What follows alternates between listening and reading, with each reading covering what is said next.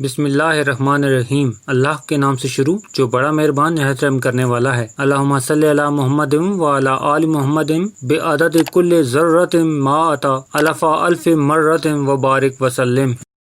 ایک عورت کا شوہر ہر وقت کسی نہ کسی مہمان کو گھر لے آتا اور اپنی بیوی سے کہتا کہ اس کے لیے کھانے کا انتظام کرو۔ وہ روزانہ اب مہمان کے لیے کھانا تیار کرتی۔ آخرکار وہ روز کے معمول سے تنگ آ گئی اور ایک دن رسول پاک صلی اللہ علیہ وآلہ وسلم کے پاس گئی اور کہنے لگی، یا رسول اللہ، میرا شوہر روزانہ کسی مہمان کو گھر لے آتا ہے اور میں کھانا بنا بنا کے تھک جاتی ہوں۔ یا رسول اللہ، کوئی ایسا طریقہ بتائیں کہ میرا شوہر گھر میں مہمان نہ لائے۔ اس وقت نبی پاک صلی اللہ علیہ وآلہ وسلم خاموش رہے اور وہ عورت نبی پاک صلی اللہ علیہ وآلہ وسلم کی خاموشی دیکھ کر گھر واپس آ گئی۔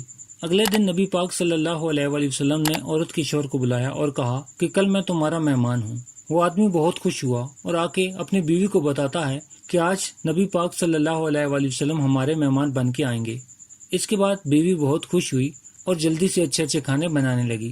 جب آقا دو جہان اس عورت کے گھر تشریف لائے تو نبی پاک صلی اللہ علیہ وآلہ وسلم نے اس کے شوہر سے کہا کہ جب میں کھانا کھا کے واپس جانے لگوں تو اپنی بیوی سے کہنا میرے گھر سے نکلتے وقت پیچھے دیکھتی رہے۔ اس کی بیوی نے ایسا ہی کیا۔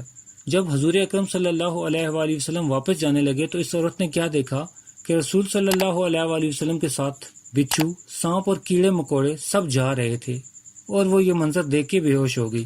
اگلے دن وہ آقا دو جہان حضرت محمد صلی اللہ علیہ وآلہ وسلم کے پاس گئی تو نبی پاک نے فرمایا، مہمان اپنا نصیب خود لے کے آتا ہے اور جو مہمان کے لیے محنت کی جاتی ہے اس کے بدلے وہ واپس جاتا ہے تو ساتھ اس گھر کی ساری بلاؤں اور اس گھر کے سارے گناہ ساتھ لے جاتا ہے۔